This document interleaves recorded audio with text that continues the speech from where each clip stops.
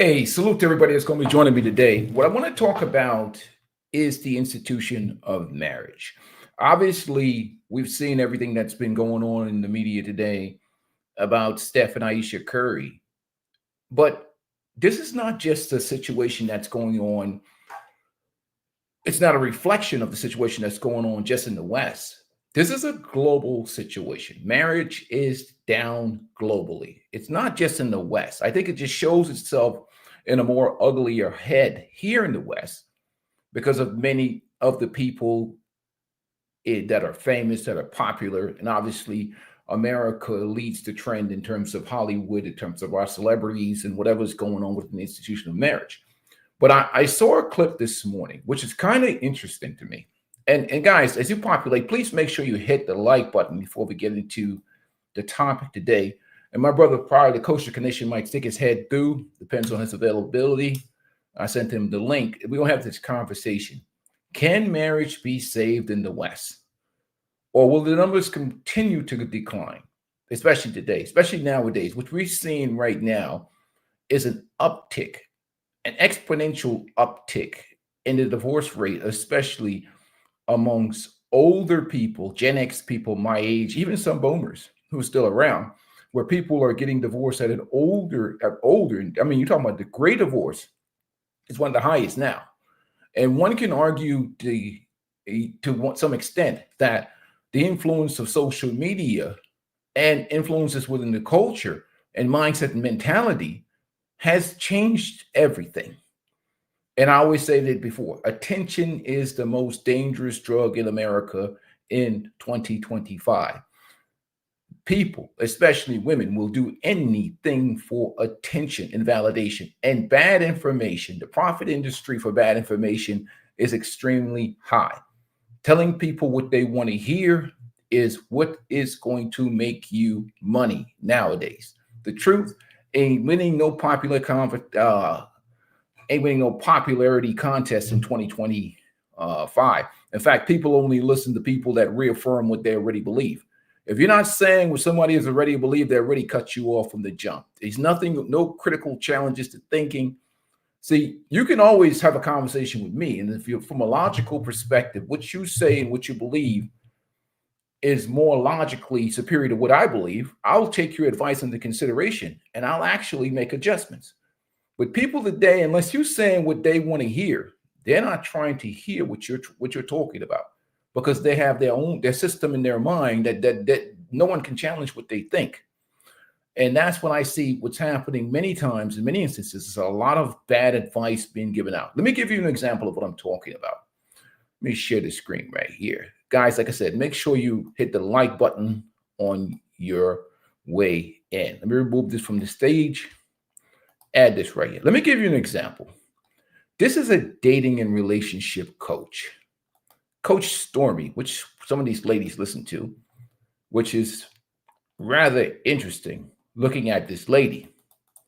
Obviously, those are some surgically enhanced lips. But let's hear what she has to say, advice given to women. I'm sorry. A man that has Chris. C-H. Every woman should want a man that has Chris. C-H-R-I-S. Credit. He should have some type of health routine, something he does help for his health, not just physical health, but physical health is one, and mental health. Look at him. Look at that man. If that man does not have a certain type of routine when it comes to mental and physical health, you are in a situation that's going to be a very disastrous situation. The third thing is real estate. Nowadays, you got to make sure a man got somewhere to stay. Is that his place? Is he renting it? Is it in his name? Is it his brother's house? Is it his homeboy's house? Is he spending the night over your house a little bit too much because he really ain't got nowhere to stay? These men don't be having no house. So let's find out, do he have some kind of real estate? And I'm talking about, it could be an apartment. Yeah. Whose name is it in? Yeah. Is it in a real apartment? Is it one of them? It's crazy. So no roommates. Cell phone not even. No, so that then First of all, yes, it then is. let me finish. I is, and this is for me. And if you are a mature woman, if you are a high value woman that has plans and visions, you cannot be tying up. I did it for many years. I'm trying to teach people not to do it. So the I is investments. You must have a way that you can make some money online. I don't want a man that has to always report to somewhere. You have to be able to, if I want to stay in the house this day or travel this day, can you go? I don't need you telling me you got to call off or you got to open. I want a man that has investments, that has a diversified portfolio, that makes money digitally. And then the S is support. Yeah. I've learned that a lot of men don't have no brothers, no homeboys, no mentors, no coaches, no pastor, nobody that they talk to that they could get advice from. And so those are the things a woman should look for in a man as a basis, the base foundational things before they even date him. Fascinating, interesting conversation. Well, the crazy part about it is some things I do agree with what she's saying, but you listen to the conversation, it's all about what women should want from men. And this high value woman she's talking about, you notice that she's not talking about anything that men value or that men really, really look for or find attractive. Not all men, but most men find attractive in women. Okay? Let's start with this high value thing. What you see from her advice is she's measuring what men value in terms of quality in women based on the standards set forth for which women value in men. So she thinks like a man. She's not thinking like a woman. In her mind, she thinks she's high value. I'm a man who meet all of those standards. I meet all those standards that she talk about, and I would not be interested in a woman like her. First of all, she's artificially enhanced. She's got lips that looks like they've been experienced to plastic surgery, and she's got mileage for days. For days, miles wrapped on her. Nobody cares about what she wants. Men today are attracted to peace. They're attracted to youth, fertility, beauty. More importantly, peace. No man that has his life together is sitting around looking or listening to goofy old Coach Stormy or women who think like her and their own standards. We walk by women like her like they're invisible. If a guy has his life together, they'll see a woman that looks like this and they'll walk past her like she's invisible. It doesn't matter how much money she got. The only men that are attracted to women like this are broke men. That's why she talks about him having house and investments and all that stuff. Because the only men that care about women like her is broke men. No man who's squared away is worried about Coach Stormy or whatever else. They don't care what she's got in her bank account. If beauty is common to a man, they're not impressed by anything she's got. And this is where she gives bad information to women. The problem is she's not focused on what the men that she wants want. What do the men that these women, high value is the most goofy shit I've ever heard in my life. When Kevin Samuels talks about high value and women talk about high value, these are all bullshit.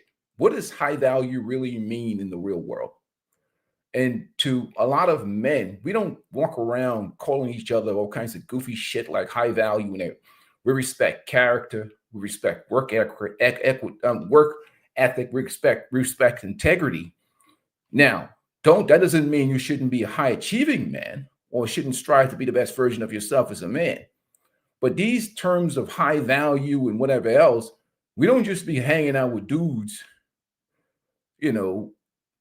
just because you got a certain amount of resources. If I don't like you or we don't like you or we might do business with some people. But men usually have a circle of men that they chill with. That dude could be a regular dude. You can see a dude. Men are not like women. And that's what a dude that's making millions of dollars a year can have a friend that works at the post office and be his boy, his homie. If we down with each other, we down with each other. Men don't think like women in this mindset, the mentality, this high value goofy shit, because there's a lot of things that people do, or in their mind they think that social status and value in terms of what men value are the same. You can have a woman that has a high social status but be still in the dating and relationship spectrum of reality, can be an extremely low value women in terms of relationships. Like she has a high social status, but her value on the dating and relationship market in terms of relationships may be extremely low, other than to a dude who's down bad or who's broke. Now, if a dude is broke and he needs something, like that's why you see the standards which he say he got to have his own house. This is that poverty mindset of bottom feeding, scrap feeding people that don't have any resources. That why would you even be talking to a man that's not squared away? And why would a man that's squared away be talking to you? That's the question she has to ask. Why would a guy who has all these things together be talking to her? That's what she doesn't ask. So when she's telling women advices, she's not considering those things as terms of what men value. Listen to her advice. Everything is about what women value in men, not what men value in women. Look at her. I mean, she looks like she just came out of surgery yesterday. Every woman should want a man that has Chris. CHRIS. Credit.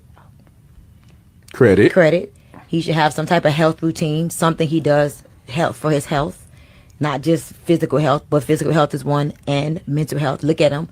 Look at that man. If that man does not have a certain type of routine when it comes to mental and physical health, you are in a situation that's going to be a very disastrous situation. The third thing is real estate. Nowadays, you got to make sure a man got somewhere to stay. Is that his place? Is he renting it? Is it in his name? Is it his brother's house? Is it his homeboy's house? Is he spending the night over your house a little bit too much because he really ain't got nowhere to stay? These men don't be having no house. So let's find out, do he have some kind of real estate? And I'm talking. Okay. Right there from that conversation, what does that tell you? Here's a woman who's used to dating a lot of broke bottom feeders. That tells me off the back, the men that you've given your vagina, your body to, you've given your body to a bunch of dudes in the past.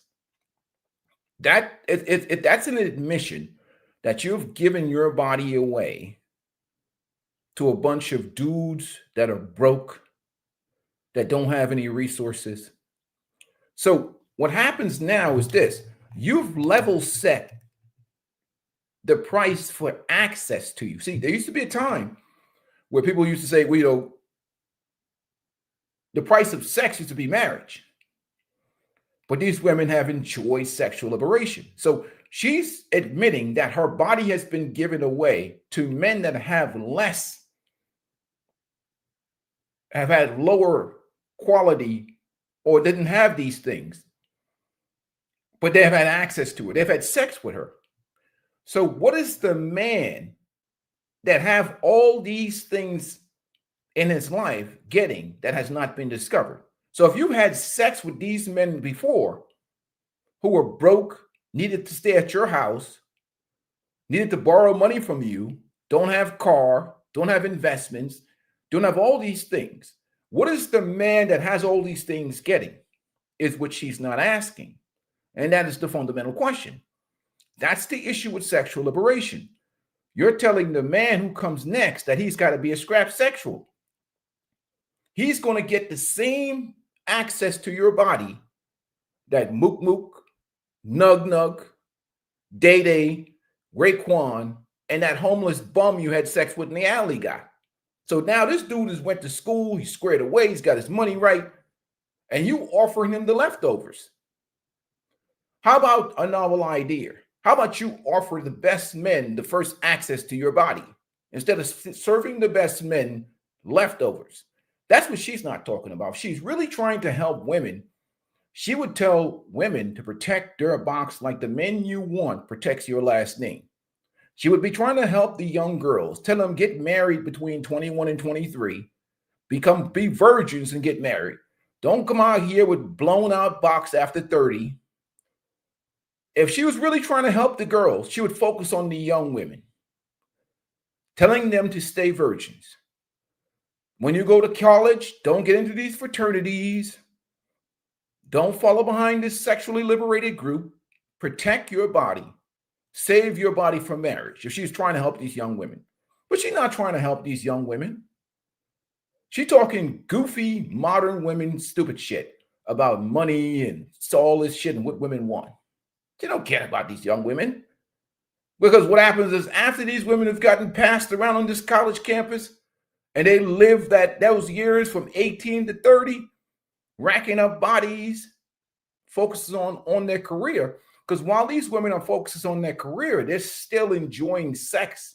They're still having sex with multiple men.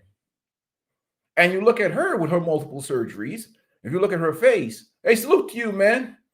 What's going on, XL Pro? And sorry, New Million Black 47, salute to you as well. Appreciate you guys coming through the chat. But these women are not helping the young girls, you see? These women are trying to promote masculine status of success, achievements, houses, real estate, money. Hold on 1 second. Stand by for a second, folks.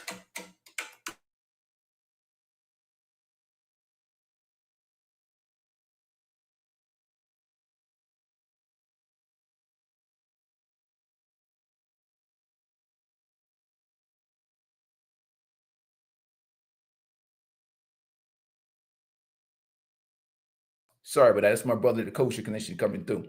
But everything she talks about is what women find valuable in men. So everything she's talking about was what women find valuable in men. So she sees the world through masculine lenses, as opposed to asking men, what they value in the woman that they want to be with and marry. She's projecting onto the world based upon her masculine self and a presented masculine woman she's worked and she's achieved certain success and status on a financial and personal success level. And she's talking like that translates into relationships, you know. Where we going, my brother? Salute to my brother. Guys, I don't have the fire for your mind. My brother, what's going on, man? Can you hear me? I don't see your picture, my brother. Add you to the steam. My brother, the Kosher Condition. Salute to him. You in there with me, bro? Oh, there you are. So we're going to add my brother to the stream, the Kosher Condition. I don't have the fire for your mind. Welcome in chat. Are you there? Can you hear me?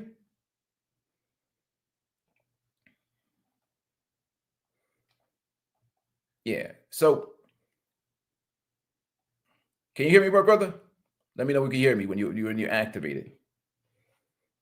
Yeah. So everything that she's talking about isn't about what makes a man attractive for a woman. So she's presenting the world.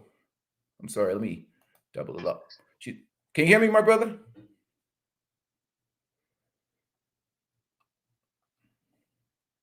Kosher, can you hear me? Yeah, you're not coming through. Hold on 1 second. There you go. Can you hear me?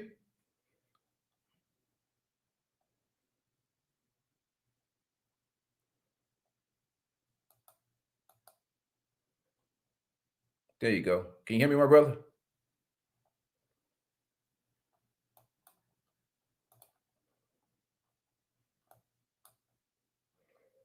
You unmute your mic. We have a little technical difficulty right now, my brother, the Kosher Condition.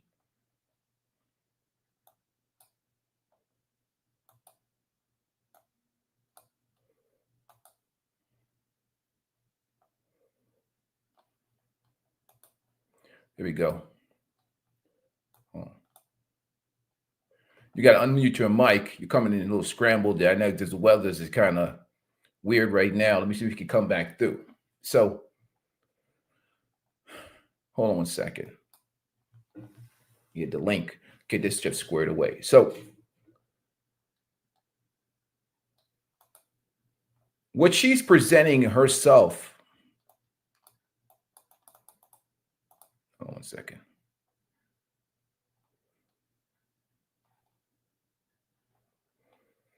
Yeah, he's not coming through. Okay. Yeah, drop him. Let me see if he come back in. But anyhow, We'll get him back in there when he gets his technical. So she's presenting everything that she finds attractive in a man, not what men find attractive in her. Now, if you got a dude that's down bad, a woman like this looks like, oh yeah, well, she got her own money and all that other stuff. But a dude that's got his life together, like, what the hell am I looking at here? Look at them lips.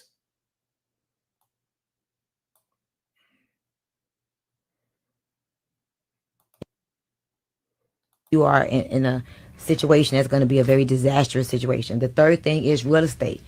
Nowadays, you got to make sure a man got somewhere to stay. Is that his place? Is he renting it? Is it in his name? Is it his brother's house? Is it his homeboy's house? Is he making sure that the man has somewhere to stay? Should we set standards so high? Oh my God. What kind of dudes do your women date? This is the problem. Making sure that a man has somewhere to stay. Let me add my brother, the coach of condition, to this day. There you go, my brother. I can hear you now. You're there. I can't hear you, man. Hold on.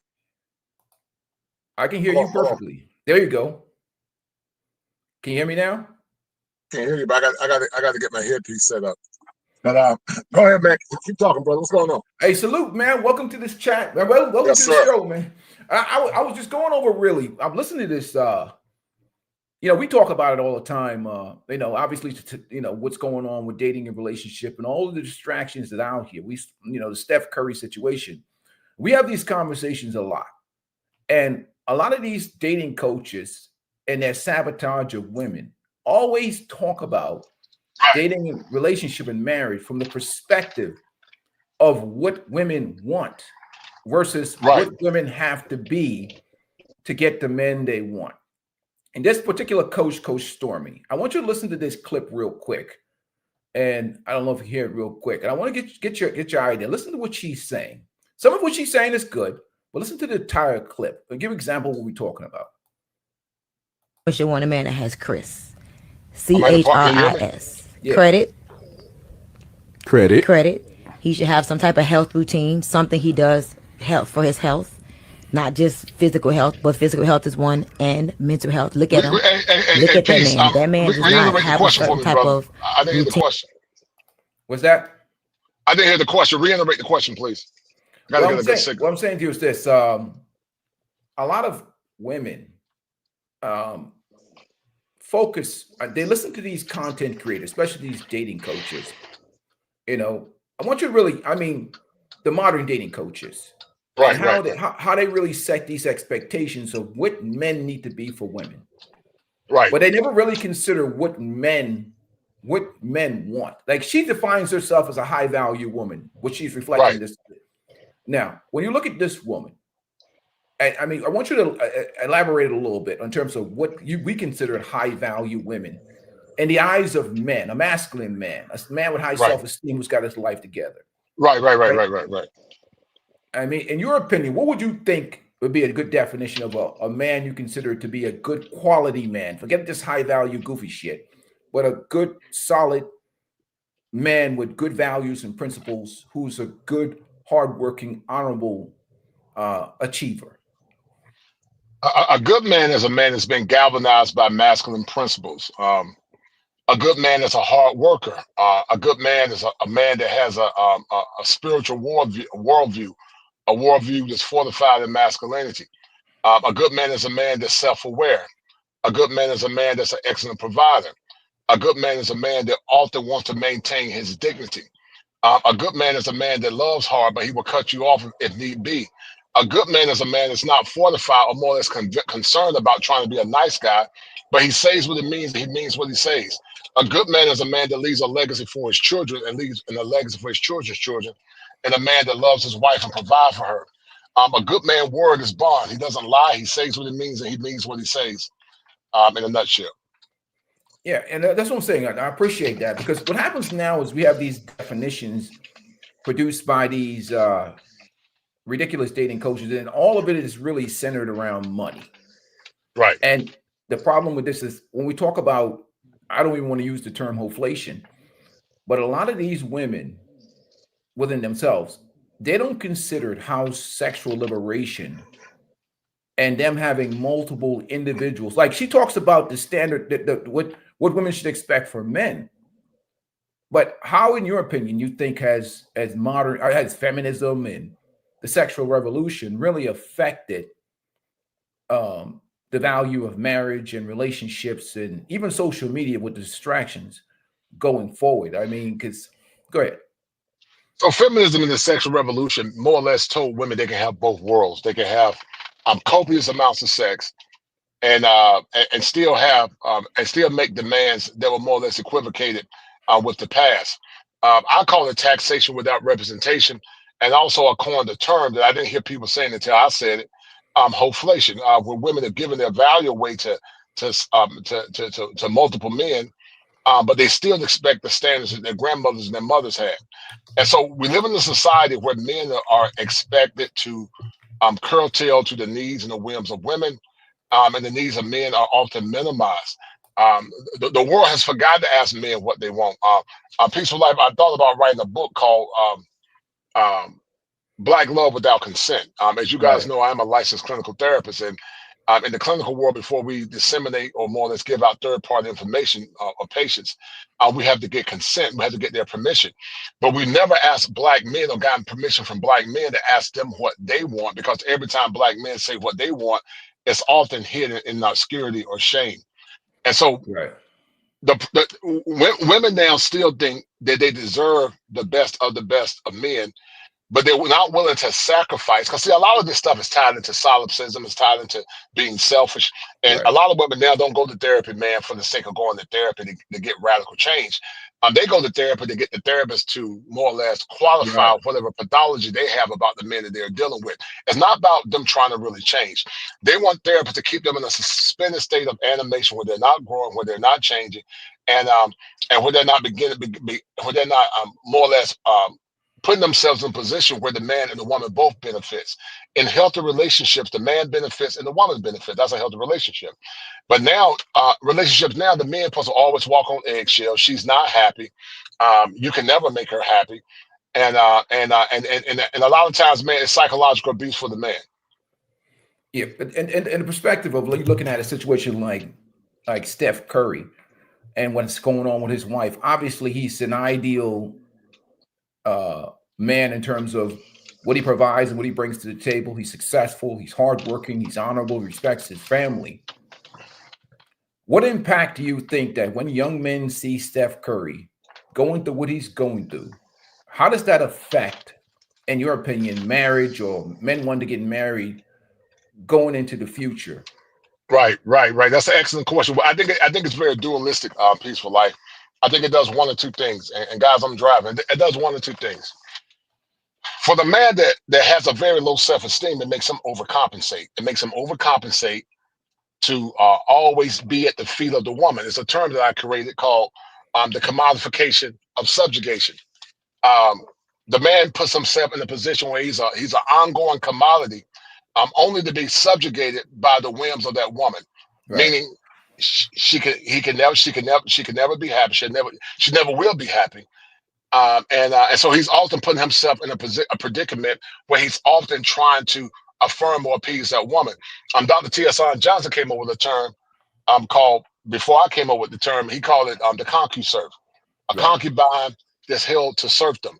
But then on the opposite side, the counter effect, man, is a man that's saying, you know what, I'm good, I'm not going to get married.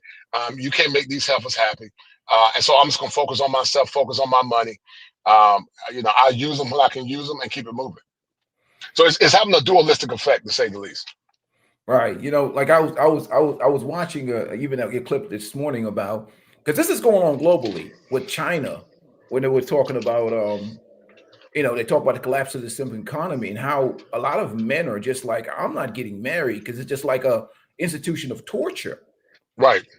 Can marriage in any form, even traditional form, can it be saved going forward? And how would you do it? That's a good question. Can it be safe? It can be. It can be safe with strict parameters. Right. It can be safe with laws that are more tenable, like Kentucky now, with 50-50 laws, it could be more attainable for states to have more laws and provisions and safeguards. They're going to mutually benefit men. Right. But by and large, it's dangerous for especially men that have accumulated a lot, and not even a man that has accumulated a lot. This is an average hard-working man. To get in a relationship without understanding or counting the cost before he does it. The scripture talks about before a man take on an endeavor, he needs to count the cost. Yeah, I understand. Let me ask you a question. All right, and I know this is a term. I know you kind of separate yourself from this in terms of a profession, hoflation. Right. And we talked about the concept of men having to work 20 times harder than their grandfathers did for women 20 times worse. Right. Now, the question is this: based on the attitudes and mentalities that we see today, in your opinion, are men even getting a great deal with relationships? If this is the reality where they're encouraging women to focus on their careers and experience their youth, what are men really getting that you would think would be valuable in terms of a relationship in 2025? I know it's a tough question. No, it ain't a tough question. It's an easy question. Right. They're not getting anything. If you're a man that has traditional values, traditional morals, traditional mores, traditional standards, and if you more or less equivocate those standards to the modern woman, you're not getting anything.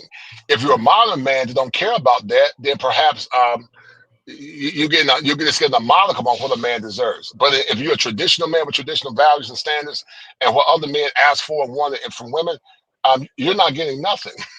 You're not getting nothing but a bunch of trauma and women that are infused with DNA. Got a lot of DNA in them. You're not getting nothing, man, sadly. Well, I even going to add this to the stage, like this Tia Mowry clip I just added to the stage. In this clip, she talked about she was graduating from marriage. Okay, they don't really say anything about what Corey Hardrick did or what Steph Curry did wrong, but these women are still checking out of marriages. And I'm listening to the advice, right? Let me add that back to this. I want you to listen to this woman's advice, and this is a older woman, and she not listen to her advice and give me your thoughts on this. Let me remove this woman from the stage. Listen to this woman's advice. Let me get your thoughts on on her advice.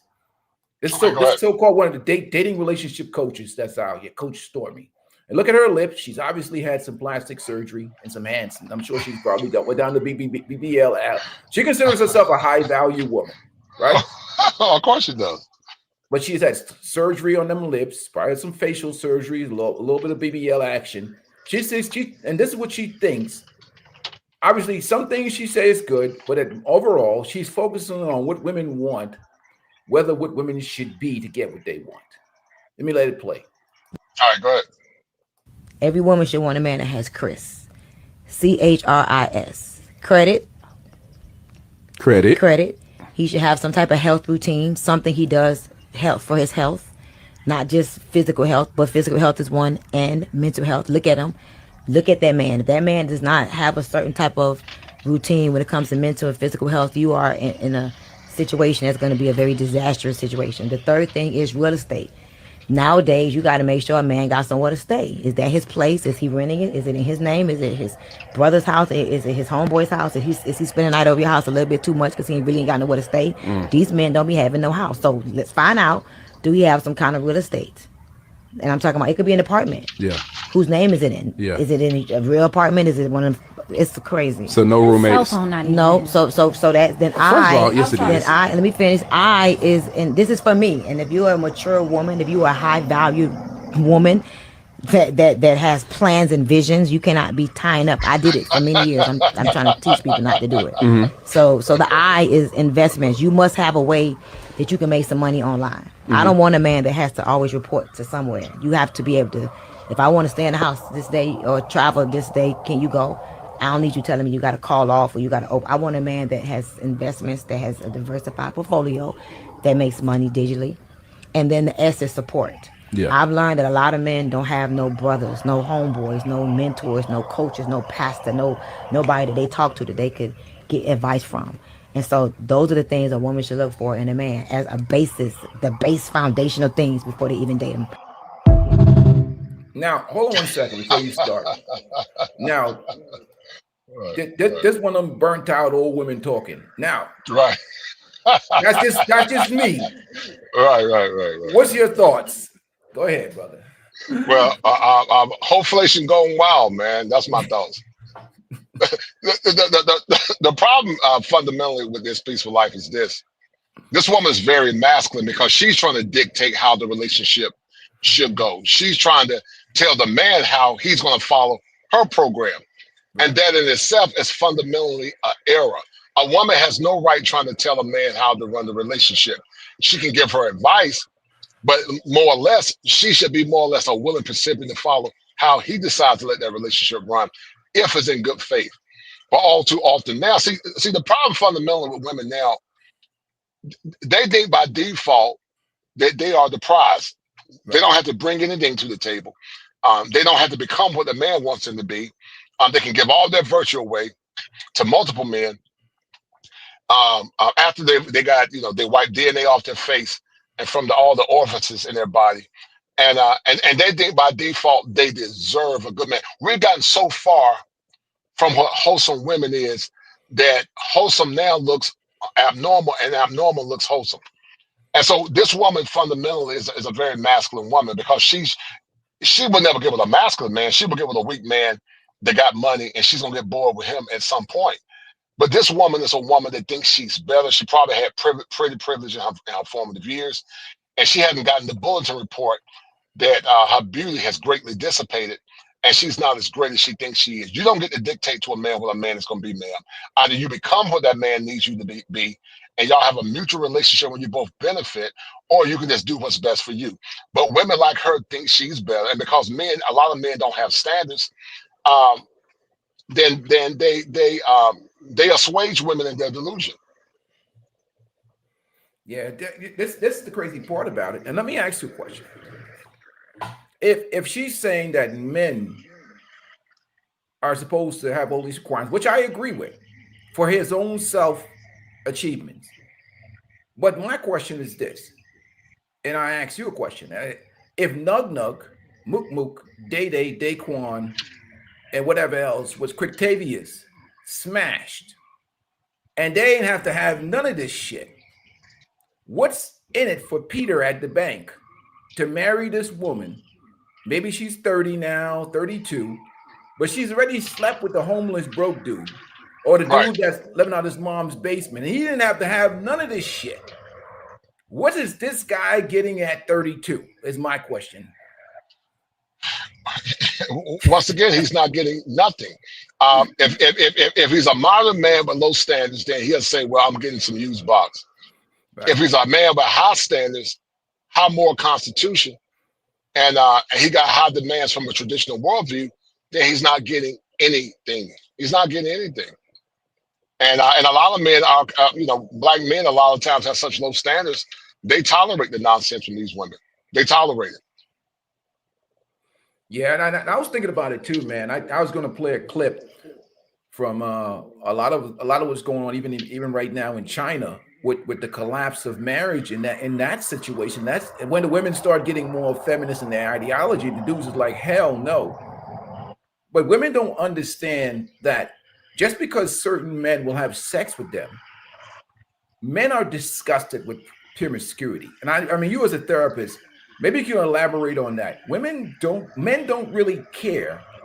Women think that they're the same. They look at themselves as the same as men.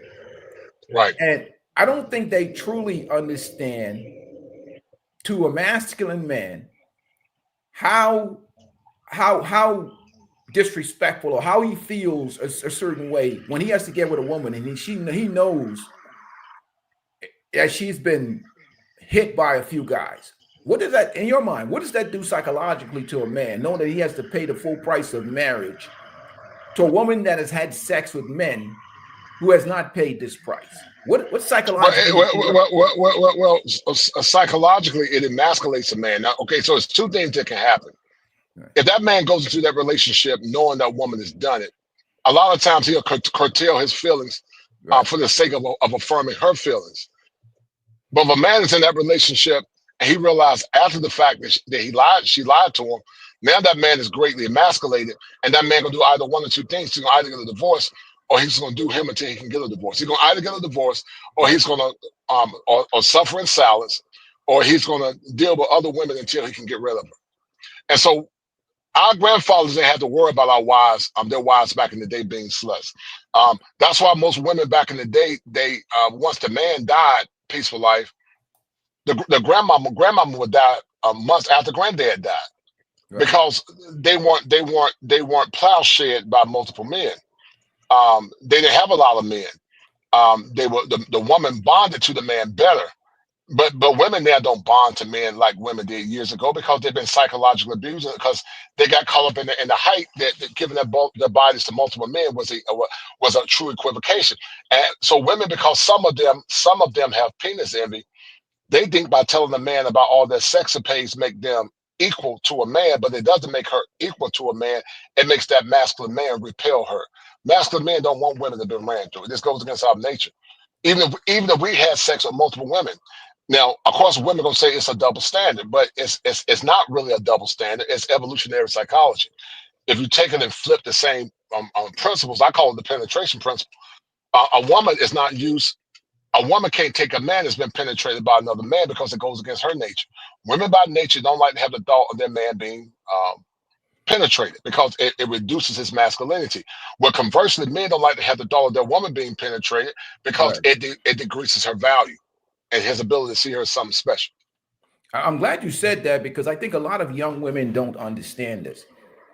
And from listening to this woman, in your opinion, I mean, I would think that she would be encouraging young women to be virgins on the night they get married, as Right. opposed to talking about this high value thing from the perspective of what women value in men. She's not Right. saying anything to tell these women don't get ran through when they're young. Right. And, Right. and what's your opinion on these types of dating Well, coaches? she's not going to tell women not to get ran through, because a lot of these modern women see themselves as the victim, and they see men as the eternal oppressors, and Right. because they see themselves as the victim and men as the eternal oppressors, of course she's going to tell women it's okay for you to give your body to multiple, or not talk about women giving their bodies to multiple men and still expecting quality, wholesome men. I told you a few minutes earlier that the world has forgot to ask men what they want. I don't know if you remember that song "Peaceful Life" back in the day. It was a Right. group called the OJs, and the OJs made a song say you got to give the people what they want. The world forgot to ask men what they want.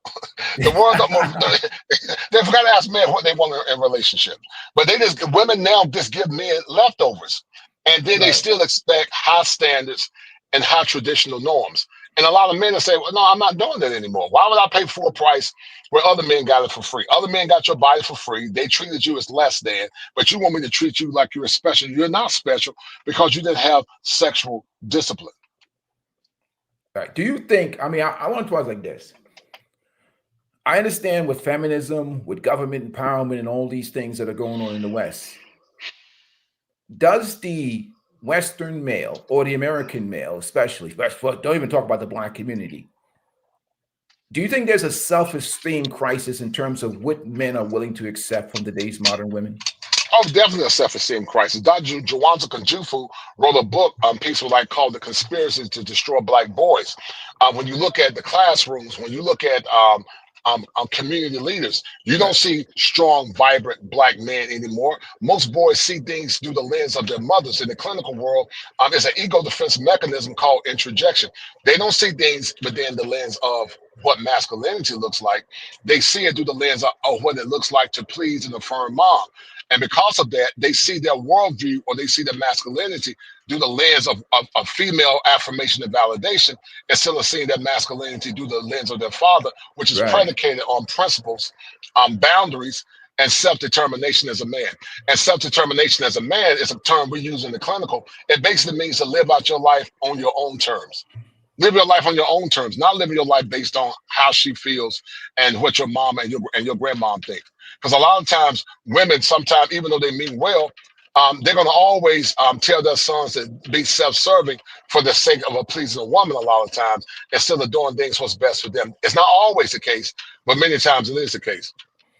Yeah, what's so funny is I think about how the rest of the world looks at inflation and how they look at the value of relationships and marriage going on. And I don't think a lot of black men or a lot of men in the West understand that I call the majority of men scrap sexuals. Bottom Right. We are literally in a scrap sexual environment. And we don't really think about it how bad until we examine what the standards are for masculine men around the world. And if they really knew the truth, especially young men, most of these women they would not even touch with marriage or anything serious, because the standards here are very low. And I want you to elaborate on that. How we talk about this concept. I hate to go back to inflation, but it really doesn't. Men really accept a lot of mediocrity, and that's why these women are so confident and they talk with such, because of the way the society is a gynocentric environment. Right. When you look at cultures around the world, what do you see as the major difference in the mindset and the mentality of the men?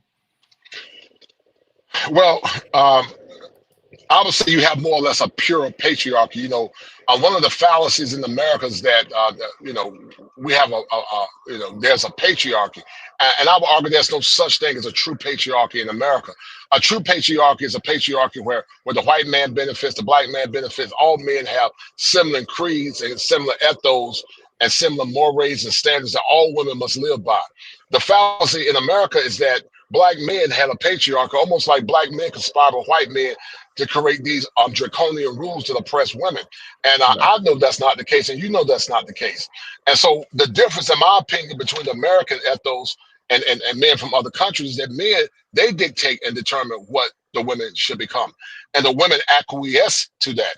And the women don't acquiesce to that because the standards are so high and there's so much beauty density, they're left behind. Black men in America a lot of times are the progeny of single parent homes and obese women and fat women and women that constantly tell them what they deserve and what they should get and what the woman desires. And so they minimize their worth and value to appease the woman. A lot of men don't even know what their value is, man. Most men know what their real value is. And I'm not talking about dusty men. They don't work, they don't have a dream, they don't have any ambition, they don't have any standards. But I'm talking about hard-working, working-class, blue-collar black men, white-collar black men that are not going to take subpar treatment from average women. And so, but a lot of men have not been given the liberty to know what their worth, standards, and values are, because it's always been truncated based on how the woman sees them, instead of being truncated based on what true principles are overall for true heteronormative masculinity. So let me ask you a question. Where do you see marriage going with all these revolutions? If all these guys, if Tom Brady and Steph Curry can't live in peace with these women, what do you see the future of marriage here in the West? Well, I'm glad you asked that question, Peaceful Life, because one time in the past there was a prevailing standard. Some of these relationship coaches used to tell men, she's not going to respect you unless you get the bag, which we knew that was a lie. That was, you got to make a certain amount of money. Right. If you don't make a certain amount of money, your woman's not going to respect you, and that's not true. A woman that's not been ran through, and a woman to see that man is her choice selection. She's going to follow that man if they lived under the bridge. She might be frustrated and she might be irritated, but she's going to follow that man if that's her choice selection, and if that's a man that properly imprinted her. The problem now, so many women have been imprinted by so many men. A lot of times they have a hard time being loyal to a man. And then on top of that, there are women, Peaceful Life, that haven't been imprinted by a lot of men, but they have been indoctrinated by feminism. They've been indoctrinated by liberalism and liberal dogmas. And so it's a combination of nature and nurture. There's a biological implication, but also there's a sociological implication. And sometimes that sociological implication supersedes the biological implication. So back to your point, where is the marriage going? It's going nowhere. That's where it's going. That's where it's going. It's going nowhere.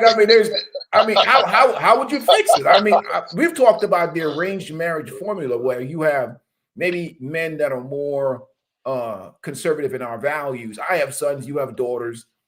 I think it's going to have to be an arranged situation going forward. And the Right. problem is that these old hyenas are in the way because they're giving Right. out bad advice because they're trying to sabotage. I read a video about sabotage to younger women. They've been ran through. Their marketability is low. Their box is blown out. Now they're trying to encourage the young women to get ran through. You know, that's the problem that we're having right now. I mean, how can it be fixed? Because I mean, I look at arranged marriages. Is there any other alternative? Yeah, I think one way. Well, let's look at it from a systematic view.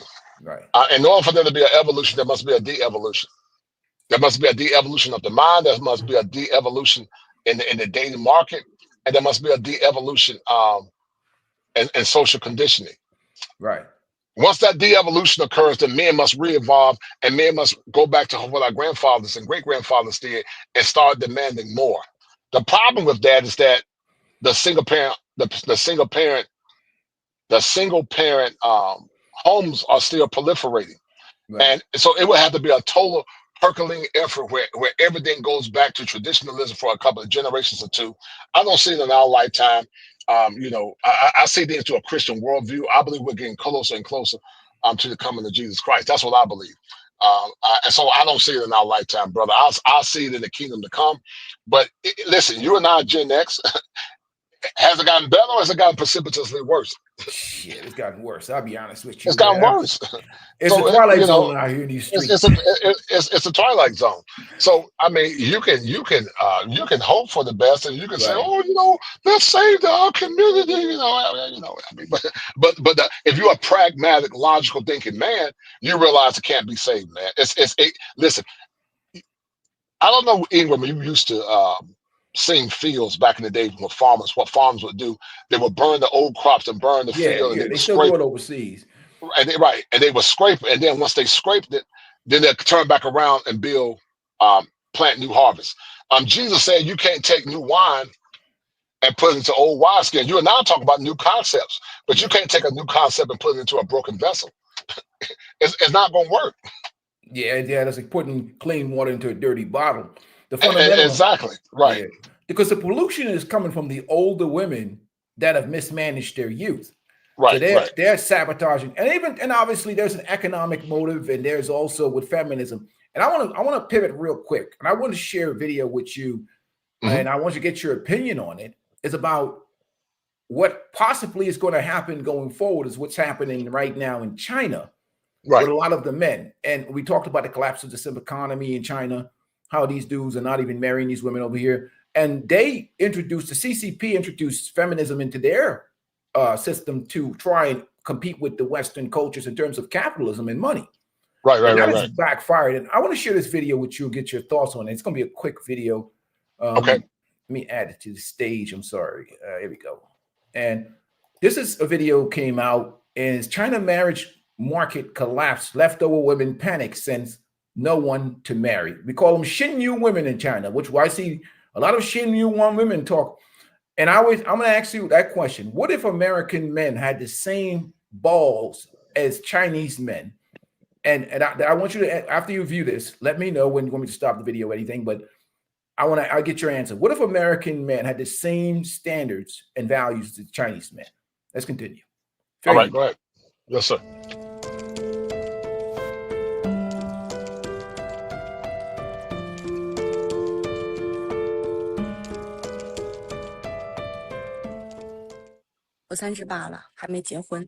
I, 38, still unmarried, no kids. Don't ask me how much the bride price is right now. Even if I pay for it, I might consider it.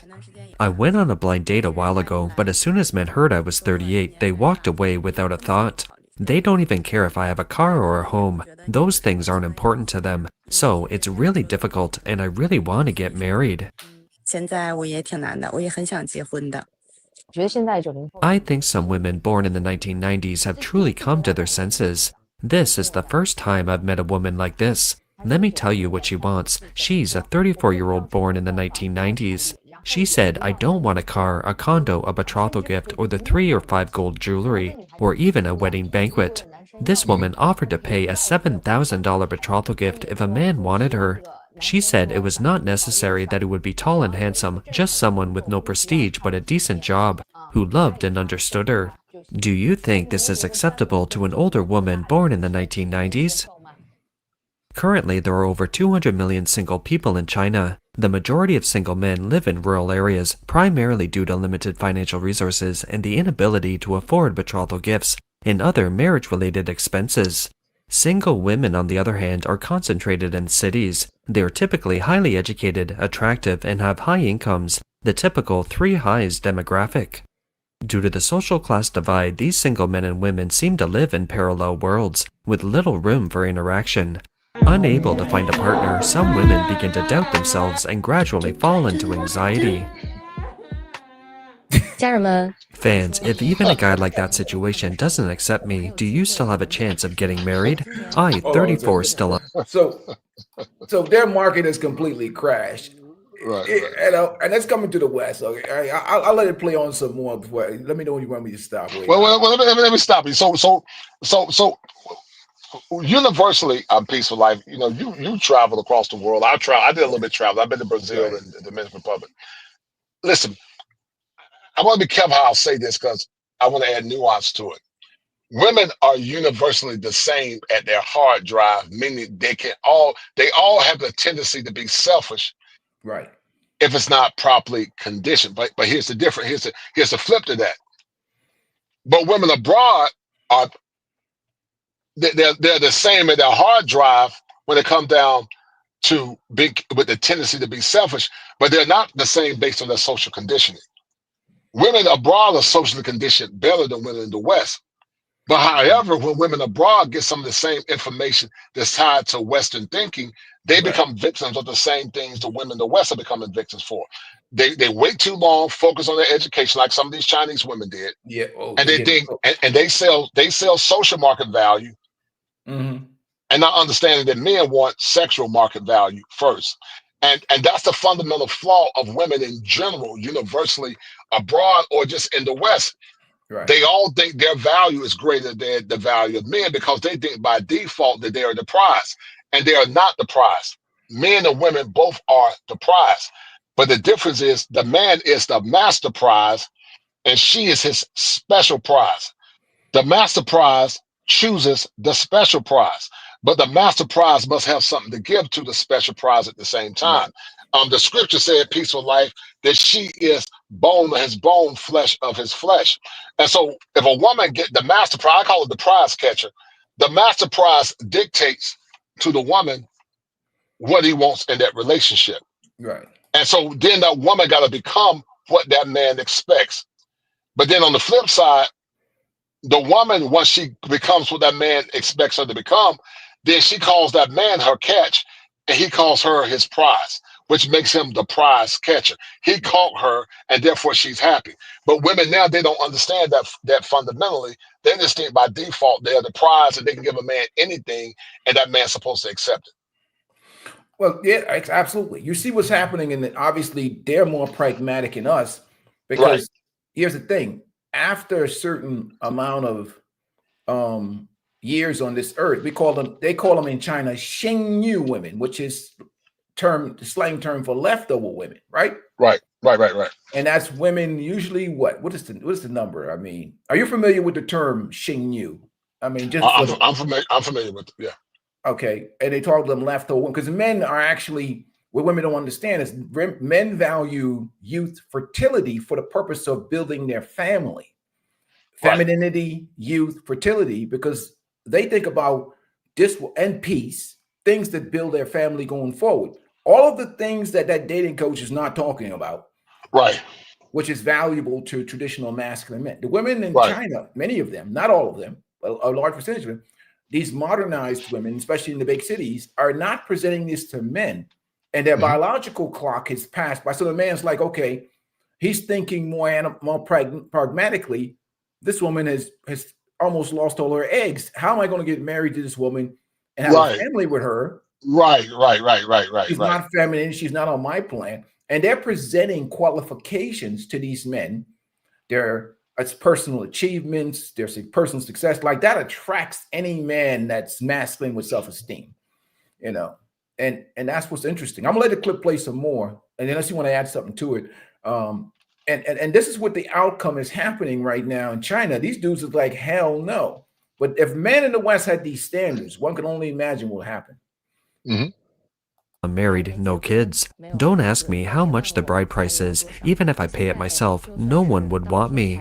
A few days ago, a colleague introduced me to a 42-year-old man. When he heard I was 34, he rejected me without meeting me. When I'm looking for a partner, I don't care whether a guy has a house, a car, a degree, or how much he makes. As long as he's over 1.75 meters tall and self-motivated, that's fine.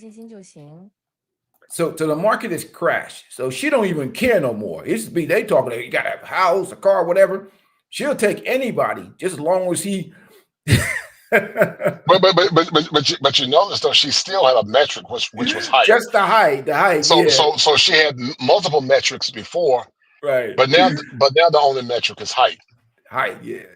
And she's gone. She's taking an L when she realized that now. And you listen how these women are taking L's, and it's crazy. I think that's going to happen in the West, but it's hard because they have government empowerment, they have feminism in here. They're and the social environment is propping women up in their value, but China doesn't have that, and we're seeing what's going to come in the West because these young men are not signing up for no bad deal. Marriage now. No. And I'll let it play some more, but this is actually what I think is coming here, and it's not good. 我的天呐！ Oh my god, how competitive are leftover women these days. Everyone in their 30s is willing to pay a bride price. So, what is a woman like me, born in 1981, supposed to do? At 44, is it time to accept my fate? I guess even if I pay the bride price, I won't be able to find anyone.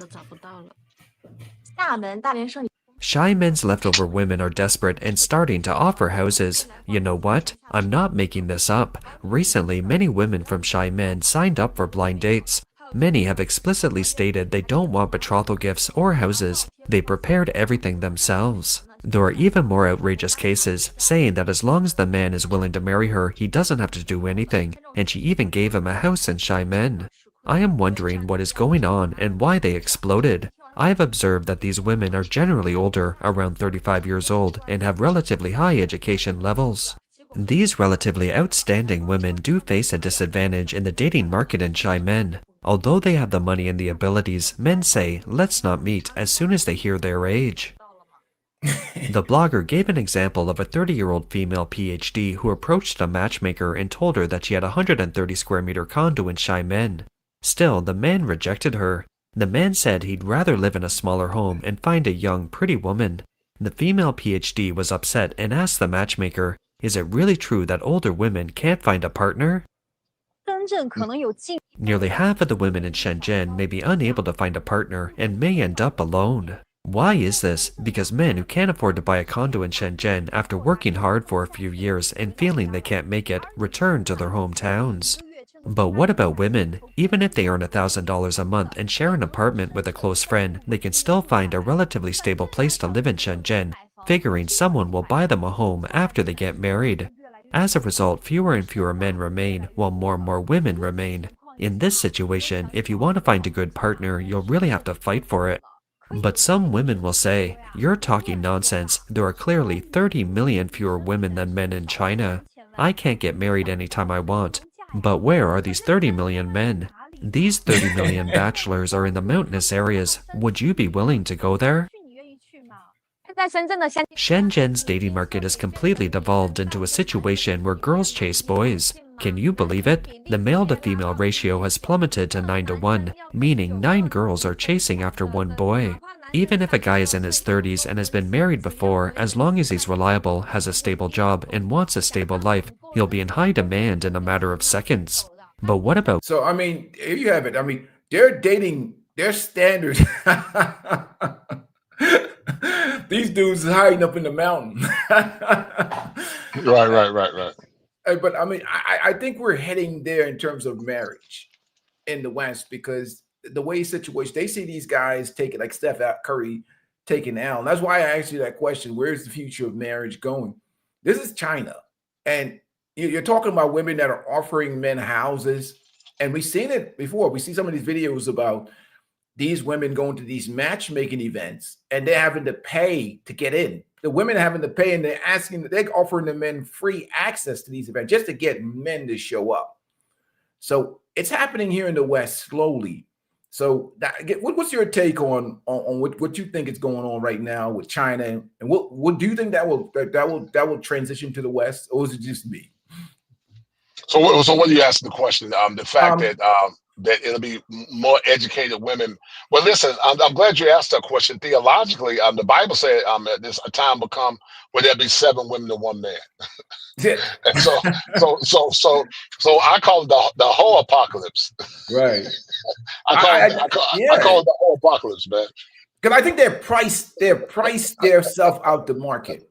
I mean, Right. we talk about like you think about it, these women are older.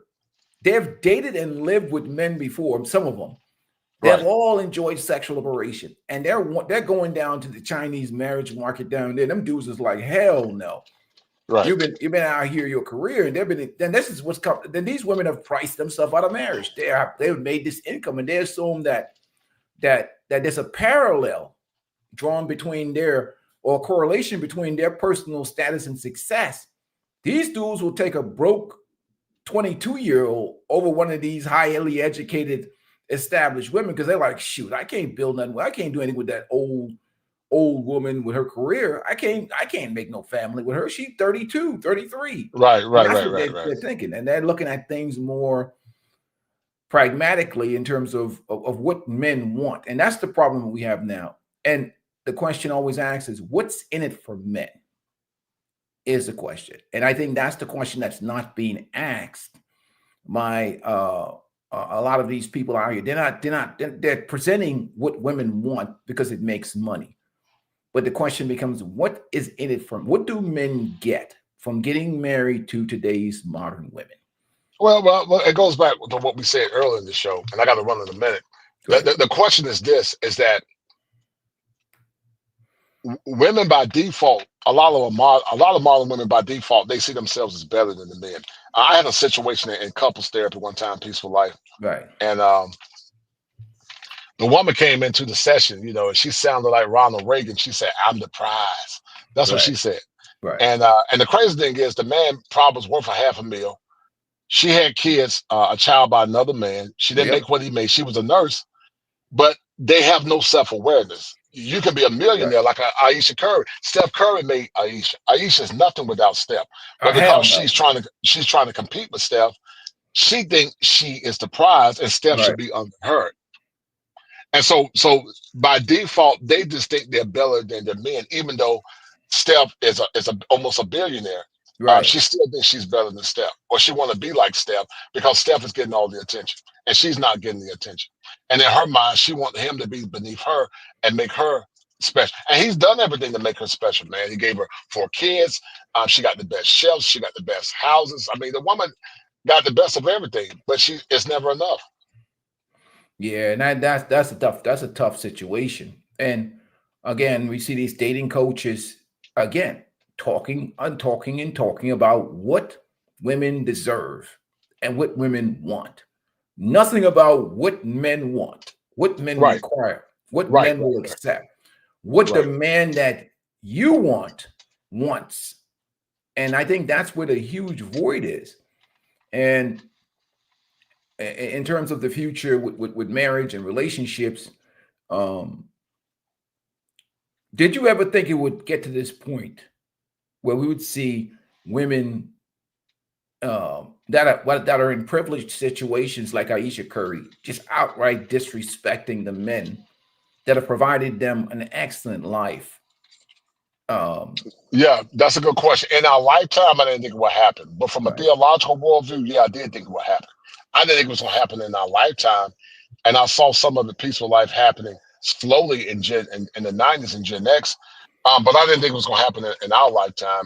But, the advent of AI, the advent of technology, the advent of the internet is caused this current delusion that we currently have now. And it doesn't appear to be getting any better anytime soon.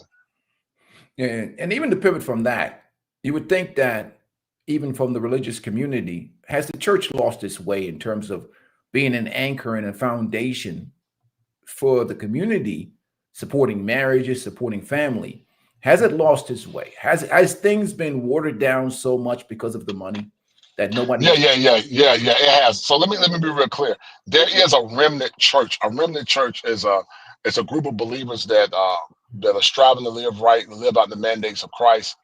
But I will argue, Peaceful Life, that unanimously the church have never really addressed female behavior to the level that it's addressed male behavior. Even me being a little boy growing up in the rural South. Now, my pastor would talk about it some. He did talk about it. He would flip flop.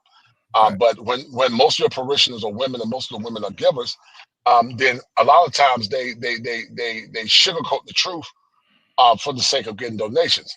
And I understand it's a business model, but I don't think nobody has adequately talked about women and female nature and their responsibility to their husbands. It's almost like they are afraid to do it. They're scared to do it. They don't want to make nobody upset. But the Bible said that the fear of man brings a snare. Being a content creator, I struggle sometimes, but I don't fear no man. I'm going to say what I want to say. I say it with the understanding that if I say it, I might lose subscribers, which I don't care about that because, I'm a licensed therapist. I make good money. I make over $100 an hour, over $100 an hour. So, your $2 or $3 or $4 or $5 ain't gonna make or break me. Right. But I do understand why so many preachers compromise the truth and compromise the gospel. Because but what they don't understand too, they're actually sabotaging women's future as well. Right. They're actually sabotaging the future of women by not speaking out and being clear and calls and telling the truth.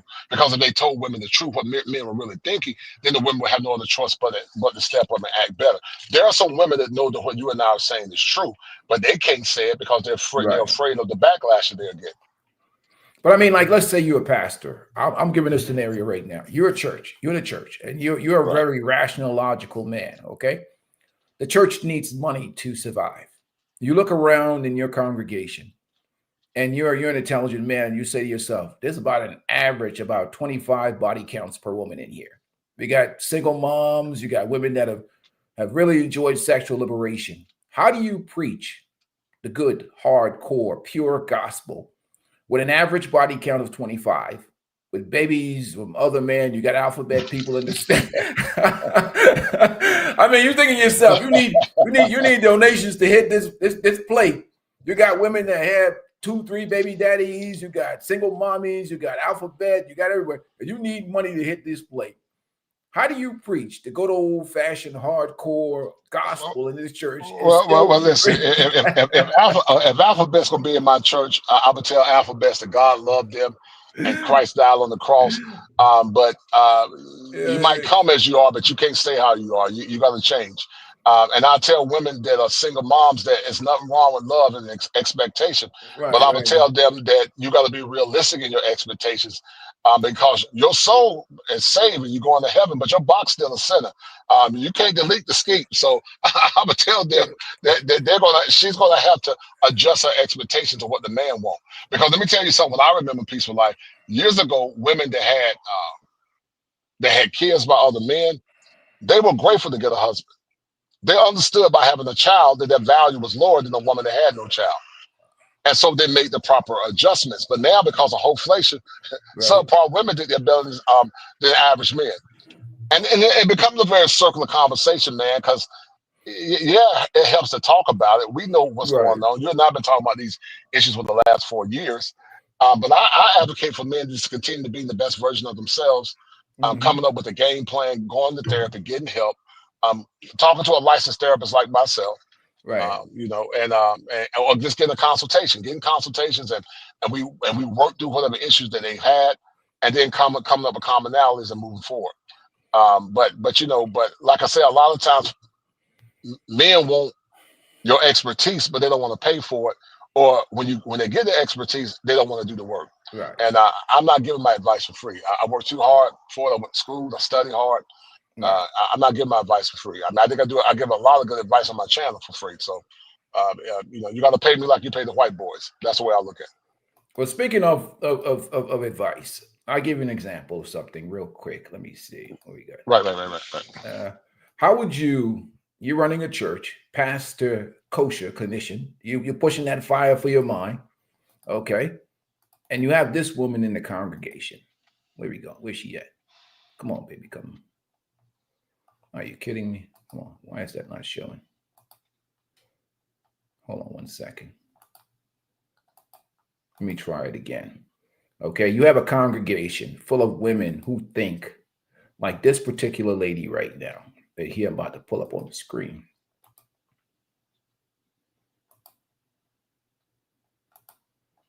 Hold on 1 second. You have women in the congregation that think like this young lady right here. How do you run a successful church? What do you tell this woman? So, kids. I have 6 kids. This ought to be good. 2, 5, 7, 14, 16, 18. I am currently going through a divorce.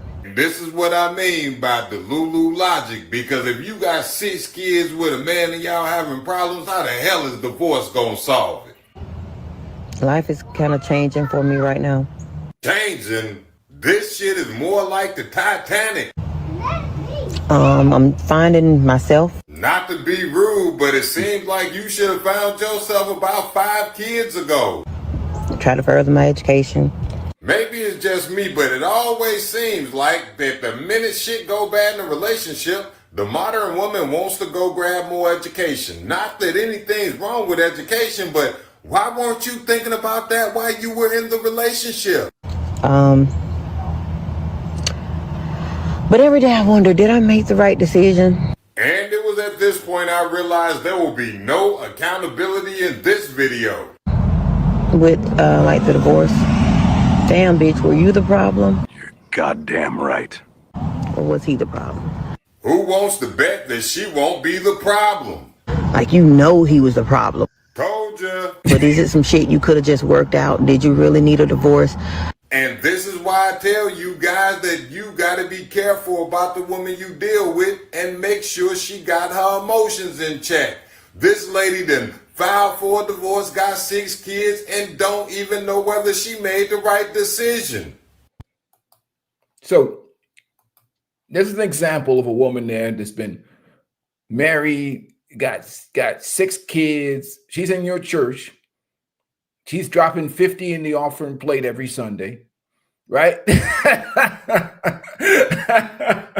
How do you mentor something like that? And she gonna come back. You know, if you tell her the truth, you ain't gonna see her next week. And I think that's what. I'm gonna always be a self-sufficient pastor. But you I'm understand. always have a ram in the bush. I would argue that, consistent with theology, let the older women teach the younger women. So there should be some older, mature, godly women in the church that tell her that she's wrong, and that she shouldn't leave her marriage. I've had a situation where a woman was thinking about leaving her husband. She had new babies, but after I talked to her, she self-assessed. She reassessed her behavior. She took accountability. Her and her husband are doing better now. It's really simple. You just have to autocorrect, take accountability for yourself, take accountability for your behavior, and start working on doing things that will be beneficial to you and your husband both. So first I would start with some of the older women in the church to talk to her. But if that didn't work, I would talk to her myself and assess what's going on from a clinical perspective and try to help her work through whatever issues that she's going with. But I'm not going to tap dance and tell her what she want to hear, because I know that's going to cause more problems in the church and also with her kids long term. Yeah, but what if the older women in the church is her? And that's I keep adding shit to it, right? But what if the older women in the church think like her, and there's generations of these women that have had no accountability? And we're talking about how many generations has been since the 1960s have passed. And you think about the mindsets and the mentality that have created the communities and the structure and the culture that we have now. So if you have a whole bunch of women that think they've done no wrong, and that the problem is men, especially black men, and you can't tell them nothing. And how do you, you can't even have a functional church. And I think a lot of these pastors start gaslighting these women. And, if you're preaching about the 7 deadly sins, you just skip over the sins that hit them at the core. And I think that's what's happening now. A lot of these pastors are like, you know what? Let's keep the money going in the offering plate. And the way you do that, you just talk about what's wrong with men. So I think, I don't know. I mean, that might be what I hear. They talk about what's wrong with men all the time. And it's kind of hard with them. And I think they're making the wrong decisions. And I know you two agree, but I think the majority of women in the church today are like her. And Well, listen, if most of the women in the church are like her, I would have a sermon centered around female nature, their responsibilities, and I would try to speak the truth in love. But after trying to speak the truth in love and they didn't all the correct and make good behaviors, then there would be a public rebuke. You have to be systematic about it. You have to be understanding that women by nature are very volatile, very emotional. And so where you and I can talk directly and be brutally honest, you can't always be that way with women. Sometimes you got to hold their hand and collar them a little bit more because they're emotional. But then also what I've learned sometimes, man, that women sometimes like it hard. I'm hard and raw and kosher. They want it. Sometimes they want that masculinity where you just checking them and giving them public rebukes and saying what you mean and mean what you say. Yeah, go ahead. I'm sorry. Go ahead, brother. I've seen this show. Dr. L at one time had a lady on his show. What I know it's an oxymoron, it's a crazy term, the Christian feminist, right? Which is now, prevalent in the modern church. And a lot of them are the women that have mismanaged their youth. And they're trying to use I call it the religious backdoor, which is, if Jesus and Christ forgave me for my sins in my 30 bodies, why? Who are you to judge? How do you deal with these? Well, what they don't understand is that number one, I'm not Jesus, and number two, you're gonna reap what you sow. I'm not Jesus, and you're gonna reap what you sow. Right. And while Jesus forgives sins, I don't have to accept you for your bad choices in the past. Because if you reversed it, Ingle, peaceful life, if you reversed it, a man can say, "Who are you to judge?" Like Andrew Caldwell to say, "I'm delivered." He said, "I don't like men's no more. I've been delivered." Are those same women gonna give Andrew Caldwell grace after he told those women that he slept with men? Right. So they're not going to give that man grace. They can say, "I'm glad you got your soul right with God, but you can never be my husband because you've been penetrated by men." And they might say, "Well, it's different." It's not different. The gender dynamic might be different, but the principle is the same. You both been penetrated. And a woman can't stand a penetrated man, and men don't like penetrated women by and large. Most men want their women to be as pure as possible. Now, there are some men that are weird to say they don't care how many men she's been with, but I think that's more social conditioning than anything. I think if a man saw his woman on tape being plowshared by multiple men, if he really cared about her, I think it would hurt him. Yeah, I think it would hurt a man to see a man, vigorously and viciously pounding his woman out. And like you always said, sounds like a 9mm Beretta, pop, pop, pop, pop, pop, pop, pop. I think it would hurt. It would hurt him, man. It would greatly. I know it would hurt me if I cared about it, because in your mind, this man is conquering your woman, and you're not the one that's dominating her. Men want to dominate the woman they want, but they don't understand. Women have not been conditioned to understand male psychology. Neither do they care about male psychology. I mean, and you tried to explain it earlier. The feeling of a lesser performing man that has access to the woman that you are about to marry, a woman that you're in a relationship. And you talked about what that does psychologically to a man. Like, you get with a woman and she slept with Nug Nug. And Nug Nug was a first of the month dude, getting his check every month. And he's on SSI. And you worked hard. You've been out of trouble. You have good credit, good everything. You squared away. I mean, I'll have to ask, what does that do to a man, a good, achieving, honorable, respectful man, to know that the woman in front of him, sitting across from him, has been plowed by a Nug Nug, the community bum?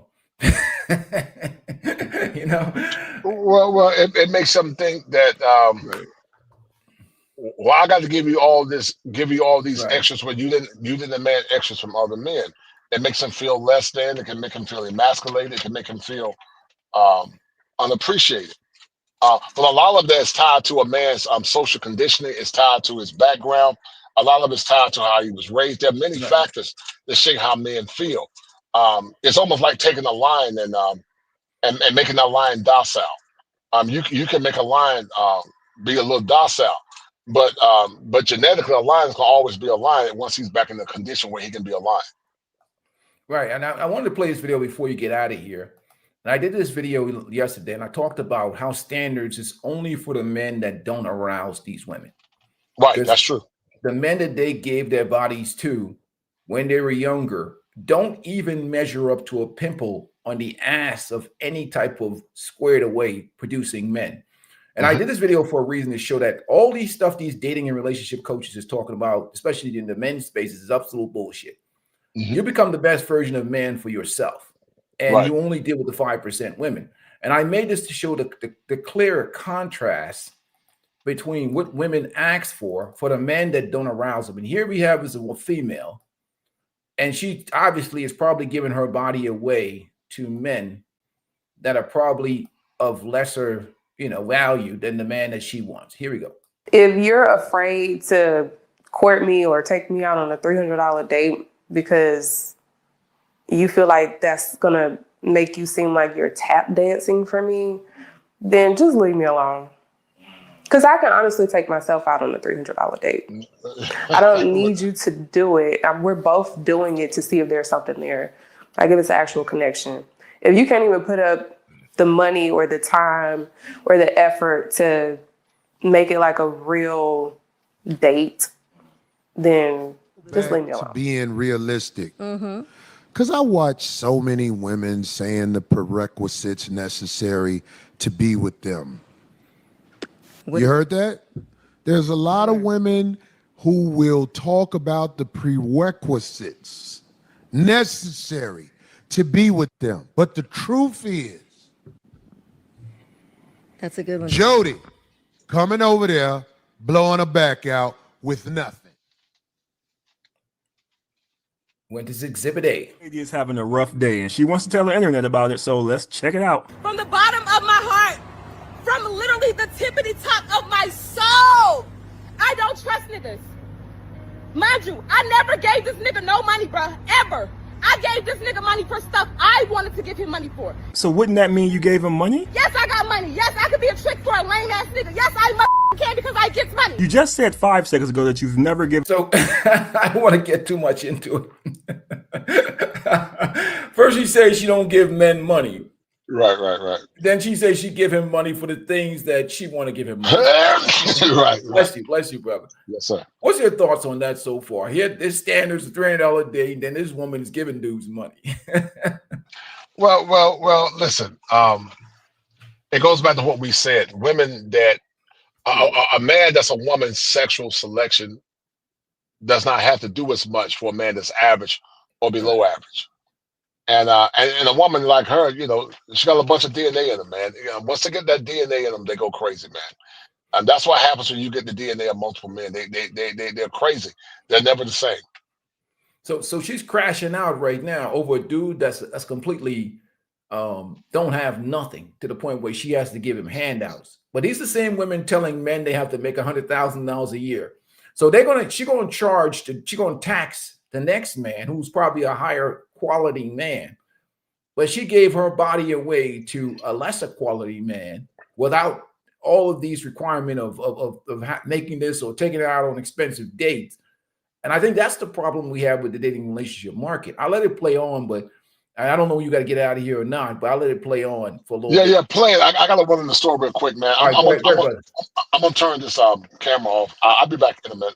All right. Him any money ever. Then 3 seconds later, you said you've given him money, but only for stuff you wanted. And now you're admitting to being a trick. I'm very tired of all of the lies. But I choose who the I want to give money to. And I choose who the I want to love. I got this $90,000, $100,000 all that. I got this $100,000 car, right? Mind you, I didn't get this car for no nigga. I got this car for me. He helped me pick it out. This nigga got in a accident with my car, right? Mind you, this nigga is in jail, right? Talk about don't leave me, baby. Don't leave me, baby. Please don't leave me. Please, baby, please. Just keep on with me, please. This motherfucker is talking to his baby mother at the moment that he is living in my house. This man is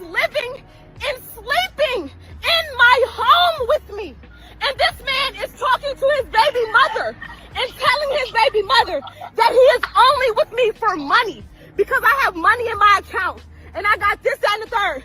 This nigga is sending his baby mama pictures of me sending him money. The money you said you never sent him. Got it. Like, nigga, you is a nobody. He was somebody to you. And everyone's going to know it. Lady, everybody but you already knew it. This nigga, I didn't even have to go through nothing else.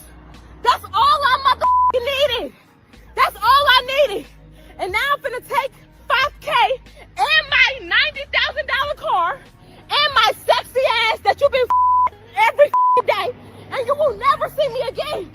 You will never see me again on my soul, on your soul, on everybody's soul. You got me up. So let me get this right. You met a guy, you liked him, it seems like he liked you. You let him move into your house, you gave him money, gave him a car, and probably fed him, took him shopping, a bunch of other stuff. And the whole time you were doing that, he was sitting there talking to his baby mother? I'm pretty sure there are a bunch of women out there like, that's my move.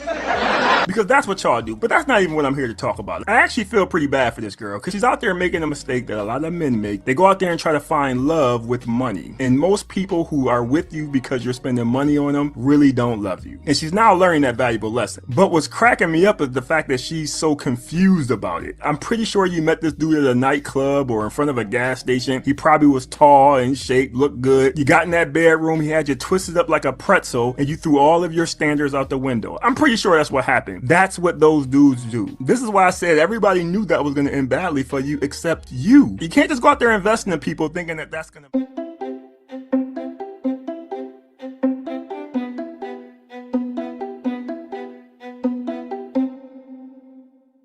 Story about the homeless man in Atlanta who made a public plea for a place to stay and more than 1,000 women responded? This man, who goes by the name of Big Boss Escobar, posted in a Facebook group called Atlanta Rooms for Rent.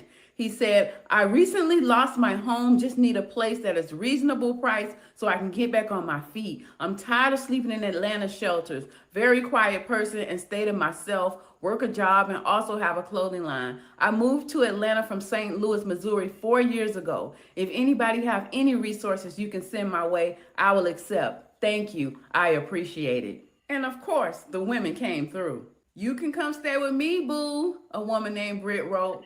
Off bed, cold AC, plenty of food, and the Wi-Fi jumping. A woman named Tish Lee wrote, you can stay with me. A woman named Courtney said, woo, if you're in my area, you can come stay with me for free. I'll take care of you. After his post went viral and more than 1,000 women responded to his request for a place to stay, he went on Facebook Live to clarify that he's not just a pretty face. He's looking for something real. I want it to be the woman I'm finna lock in with. So whoever it is, fuck all that I look good shit. Is you really trying to lock in so we can get shit right? Now be for real, ladies. If he came up to you and said he needed a place to stay, how would you respond? Leave a comment to let me know. I'm Tierka with the T. Follow for more.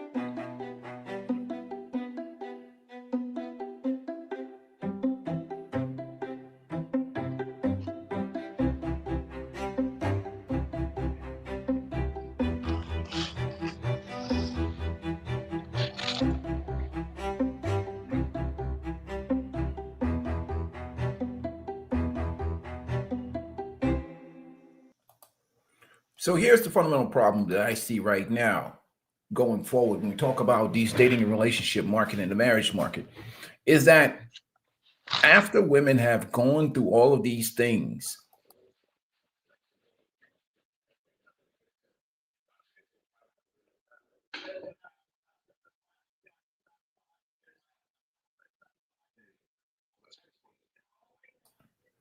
I'm sorry, I had my voice stopped, but on mute. But here's the problem we have going forward. Women don't really calculate or even consider how the sexual revolution has really changed the dynamics of what men are getting in relationships. And again, the focus primarily is on what women want, not what women are offering men, especially on the dating and relationship market. And I think this is going to have an effect on marriage going forward. And we see over here, but all these red pill and all these other content creators are telling men that, okay, you know, you level up for better women and you're going to get whatever. Overall, we can make a mathematical equation that you may get somewhat better outcomes in terms of certain situation. But inevitably, even the men that have success and money and resources are having some of the same experiences. Because after you get past a certain point with income and resources, and our basic human needs have been met. 1 second.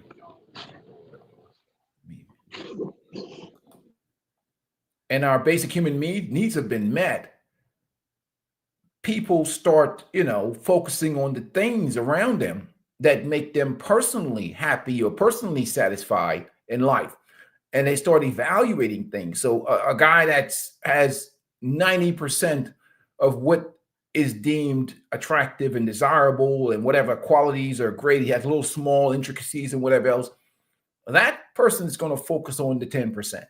The woman in his life is going to focus on the 10%. Even the guy is squared away as Steph Curry and whatever else. But from the perspective of hoflation, what exactly is being brought into these relationships nowadays? And that's why I think marriage has gotten a huge blow from the Steph Curry situation, because Steph himself is probably the best picture of the idealistic or the perfect spouse for many women in terms about how he manages his life, his personal success. He's like, for many women, Steph is like their dream spouse. Their dream, who they want to be in with a relationship. And even he's taking L's. And what do you say in that situation? But going forward, will the marriage market in the West, in America, become similar to what's going on in China, in other places where these dudes are just not getting married at all? At all. They're not getting married at all. They're not signing up for marriage and whatever else. And that's really is a detriment to society, because honestly, I believe that marriage is good. Marriage is a good thing, especially for the foundation of community and society and everything else. But what happens when you have so many blows to the institution of marriage, to the covenant of marriage? What is that message is that sending to the young men? And what message is being sending to the young men, especially on the dating and relationship market, when they're telling the young men, hey, guess what? It's okay to eat the leftovers. It's okay to get married to a woman that has 10, 15, 20 bodies on her. It's no big deal. Get her while she's in her 30 years old. They're telling the young women to go out here and experience this whole phase and all this other stuff. Go enjoy your youth. Go out here and, hit the streets. Don't get married until you have all these experiences. So what exactly is the man getting after women have had all these experiences? Even a woman that's successfully married to a high achieving man is still thirsting for an experience out here in the street. What the hell she thinks she's missing, I have no idea. I have no idea what she thinks that she's missing out here in these streets, when a lot of women are struggling really hard with the economy, with the way situation is out here, trying to just make ends meet. What exactly does she think in her mind that she's missing out here in these streets, when a lot of women are like, they're just paycheck to paycheck, commuting probably over a month and a half out of a year, just spending time in their car, getting back and forth to work? And that's where we at. You know what I mean? And that's where we at in the society. But anyhow, with that being said, guys, make sure you guys hit the like button. And make sure you guys subscribe to the Coach Conditions channel. And for those guys needing non-diagnostic consultation, I'm gonna put his email down below in the description for you guys to reach out to him. Again, you know, one of the best, in my opinion, therapists that's out here, therapists that's on YouTube in terms of getting real outcome with any of your issues in terms of mental health counseling. You want truth, hardcore solutions to your problems and real help, I reach out to the Coach the Clinician. I will leave his email inside the description for you guys to reach, especially for men to get, you know, in terms of, because men you get with some of these therapists out here, and a lot of them are really see everything from the female perspective. They're educated and then they come from an environment of this liberal ideology, and they're focused more on women and every consequence of what's wrong in the relationship, they're always going to blame it on the man. So when you have a fair and balanced therapist that is neutral and, you know, have an objective opinion, and that's always good in terms of getting real help with any of your issues that you're having. But going forward, again, it's another blow. And when we look at what's going on with the great divorces now in the current culture of social media and women online and advertising themselves and getting attention from men online on the internet and highly inflating what they think is in their minds, the options that are out here in the real world. What are the options that are in reality in the real world available for you out here? And then we have a lot of bad advice being given out by these dating and relationship coaches, these goofy people. And again, they have women believing that there's a man tree outside. These women think that there's a man tree outside, that they can go outside in the backyard to the man tree and pick a husband from the man tree. There's a, or, you know, they don't understand that man tree is actually a sausage tree. And they don't have any husbands on that man tree, but it has a lot of sausage on that man tree. And options in terms of for sex and options for real relationships are not the same. But they believe there's a whole bunch of men out here just lining, men that they want. A man that a woman doesn't want doesn't factor into the equation. They believe that's a whole bunch of men out here that they want, that's available to them for marriage. Whenever they want to say, you know what, I'm tired of being free and independent and enjoying my liberation, there's a whole bunch of men on the man tree, the social media man tree, that is. We're just going to go out there in the backyard and pluck ourselves a nice, high-quality husband, man, to be my husband, not understanding that those same men have standards and requirements. And that's why I can't stand many of these panda bears and these enablers or these women out here giving women bad advice, because they don't focus on male psychology and what men value. The men that they want value. What does the man that you want value? Because if you're not what the man that you want value, it doesn't care what they tell you. You're not going to get the outcome that you want. Outcome doesn't matter for a panda bear or a female gaslighter or what, people selling garbage on the internet, because at the end of the day, they don't care. If you walk around here 350 pounds, what does a body positivity 304 supporting content creator care if you don't get any outcome? They don't care. They don't care if you destroy your marriage and your home and you come out here in the streets thinking that there's a whole bunch of available men that you want sitting around waiting to get married back to you. Because once women get out of these marriages, there's a whole hell of a lot of work to get back in for a man that's probably equal to or better than the man that you left, unless he's a complete derelict. And even in that case, that man is going to ask himself the question, hold on here. You've been with that dude. He's a loser. And you want to upgrade to me. But the loser, you gave the loser your body, probably kid and probably all it. So this loser's been, so a man asks himself the question, you've been having sex with this loser for the last 5 years. And now you saying that, oh, now I'm going to make better decisions because I'm the wiser. But you've already given your body away. So what is this new man getting? And that question is never being asked. You know, and if any guy that has self-esteem is going to say, shit, maybe he'll gaslight you and have sex with you. And this is the problem they don't talk about and a lot is that some of these dudes out here,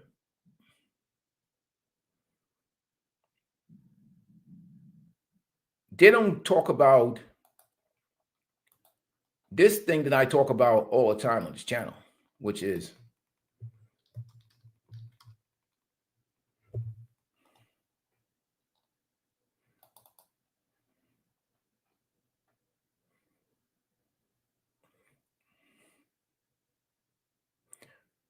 this is what they don't talk about is this. What happens after men start thinking rationally and start evaluating the situation after the thrill is gone, you know? When men start, once they have experienced or achieved that experience, what happens rationally, logically to men, you know? And that's what the problem is with relationships today. Relationships are not surviving.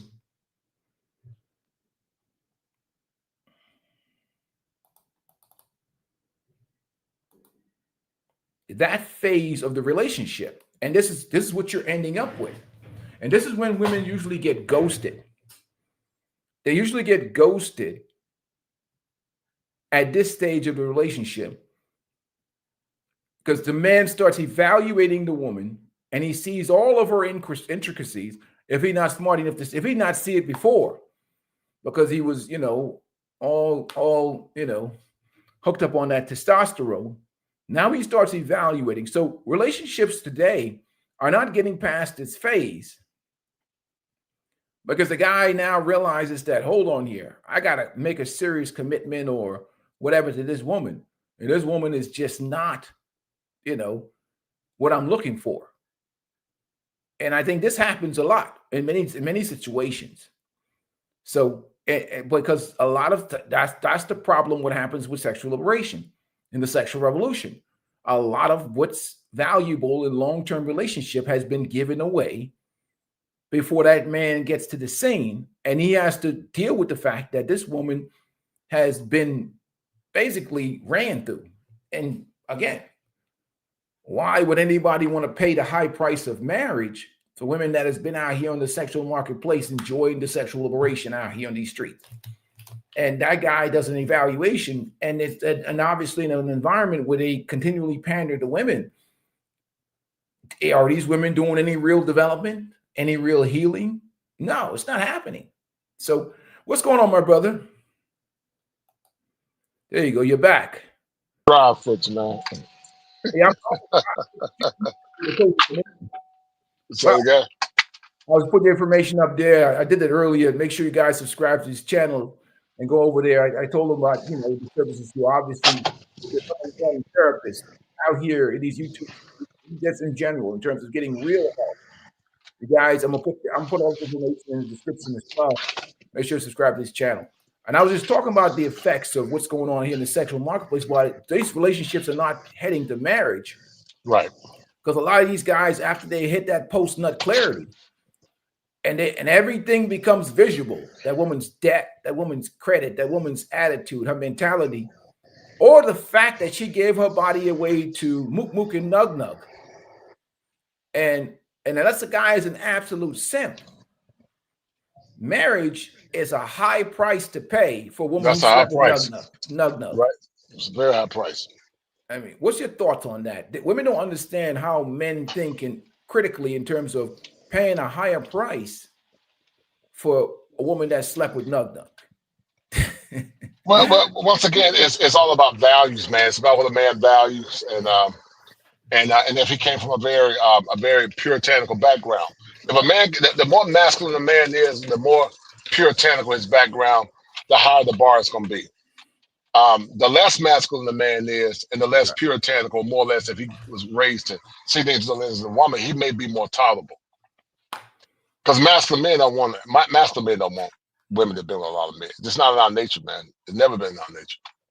Yeah, and I don't think they understand this, and I think that's what the problem is trying to convince the young men. I see Scott Galloway and the other people talking about these young men are, even though there's an issue with Gen Z, there is an issue. Clearly, it is an issue. The question is, what's in it for Gen Z if, on one hand, they're encouraging women to focus on their career and enjoy sexual liberation and their youth. Right. And then all of a sudden, so what are they doing while they're single? They're still sexually active. So at the end of that rainbow, what is it for the young man to expect if these women have already given away all their virtues? Right. That's what Galloway I'm not talking about. They're not focused on the fact that they're not calculating into the equation. They always talk about how the young men are underperforming. Right. I've had the belief system that if we measure the success rate between men and women, and we say these men have to be better to get access to these women, from the evaluation and based on sexual liberation, I would say the value of the women out here today is probably that of a homeless man with no job. I'm saying that, I don't know. What's your thought on that? I think we have no. I think that's fair. Yeah, I mean, because he doesn't have, I agree with you. A man's value is based on his ability to provide his leadership qualities and money. That's what a woman can deal with a bum and be okay with a bum, but inevitably she's still hypergamous and she wants a man to be a provider. And at some point, women a woman is more tolerant of a man that's her sexual match and her sexual desire versus a man that's not her sexual match and her sexual desire. And I agree with you fundamentally. If a woman's enjoying sexual liberation, and focusing on her career, and then by the time she get to you, she got all the damage from all the men that's used her or the hurt. She's not fit psychologically for a relationship. I will argue many times, because a lot of times what she think might be okay is unconscious, man. Yeah, that's where I'm at too. It's like oh, you're telling these young men to level up using women using today's modern women as a reward. And my argument is to remove the women, because if we add the women in there, we're going to have a bunch of unemployed, broke, homeless men. Because the men are going man, get out of here. Kick rocks, a peaceful life and kosher. Because the women are not a reward for healthy, productive masculinity. If anything, it's a punishment. Right. And once again, it all falls under the victim umbrella that women are victims and they've been victimized. Therefore, it's the man's fault and the woman is the victim. And that in itself doesn't benefit a man. It doesn't benefit men. It doesn't help the conversation for men. And it just makes things fundamentally worse over and over and over again. And so, like I said, there are two types of men. The 20% that's what to get all the women, and the 80% that's looking for a quality wife, and they're getting leftovers. And so those men got to ask themselves the question: okay, what am I going to do? Am I going to settle for this? Because women always say they are settling, but I would argue that most men are settling. Like I've seen guys, man, women got 4 kids by their husbands or kids by different men, and they're content. I would never be content with that. That's beneath me, man. I'm not taking care of no other man's kids. I'm not paying your bills. I'm not doing that. I work too hard for my money. Let me ask you a question. What does this statement invoke in you as a masculine man? What if a woman says to you, look, I'm currently celibate right now, and the next man is going to be my husband? What's your first thoughts when you hear that statement? I mean, listen, I'm not against a woman. I'm not against a woman. I mean, okay, so it's I'm not against a woman saying she want to be chased to marriage, but it's hypocritical if you've given your body to multiple men up to that point. Now, if she want to say that, that's fine, but I'm going to tell her, I'm going to prorate you based on your experiences. So, yeah, we're going to prorate it. I'm going to tell her that that's fine, but you're not going to be treated special like a woman that's a virgin or got low bodies or don't have the baggage that you have. If we have a marriage, if I do decide to marry you, which I'm not, it's going to be a very basic marriage. It's going to be very average. I might pay 60% of the bills. Or it might go 50-50. and that's gonna be my response to her. You got a right. If she want to preserve her body until she get married, that's her right. But I also got a right to say how I spend my money too. You say you're gonna pay 60%? I might pay. It depends on how many bodies she got. We know they're gonna lie about it. What's the prorated amount? Let's say you got. Let's give me a number. 15 bodies. Oh, I'm not. I don't. She got 15. I'm not even looking at her, bro. She got 15. She'll never be my wife. I ain't prorating nothing. She'll never be my wife. But if she got 10, I might do 70-30 or 60-40.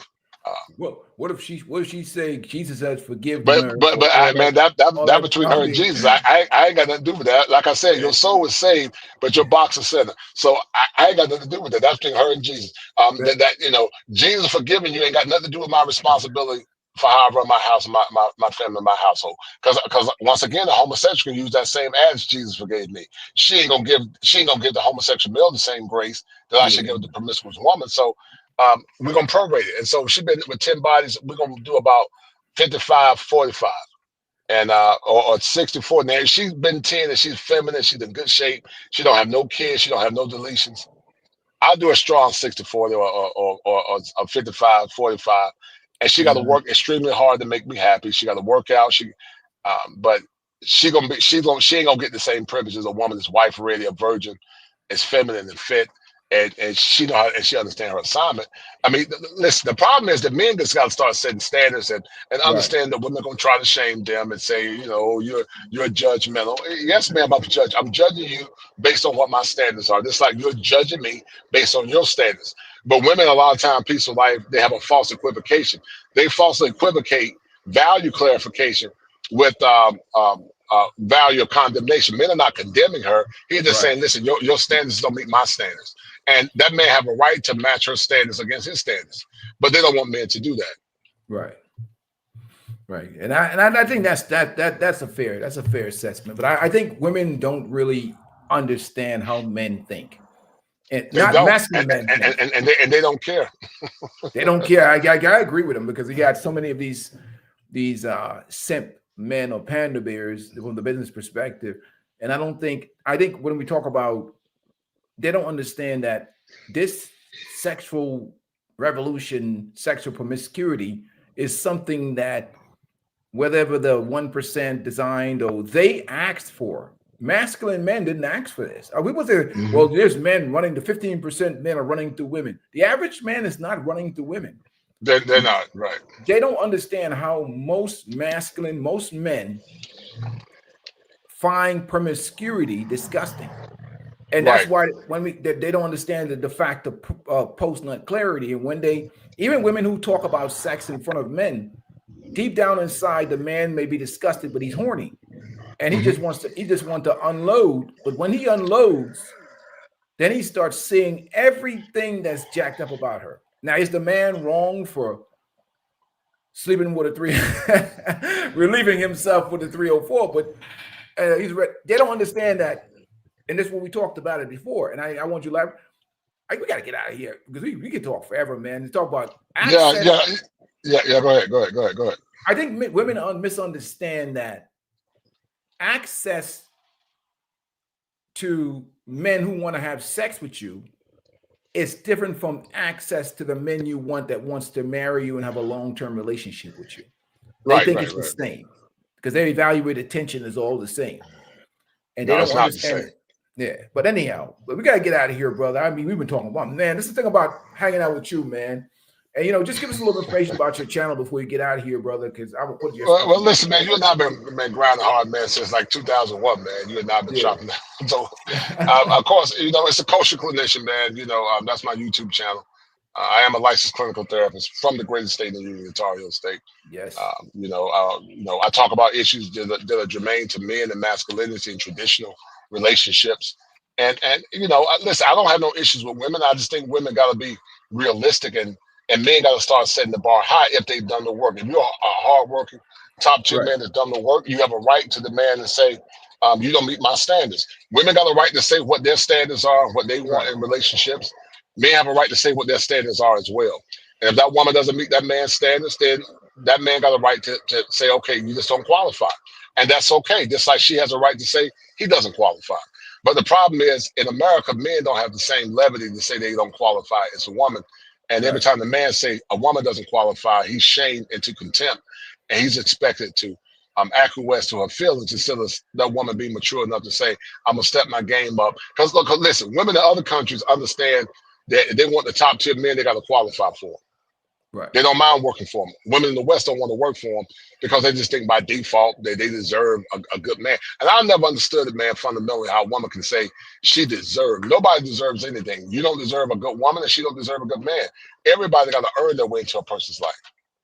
But a lot of these women, they don't understand. They said they deserve.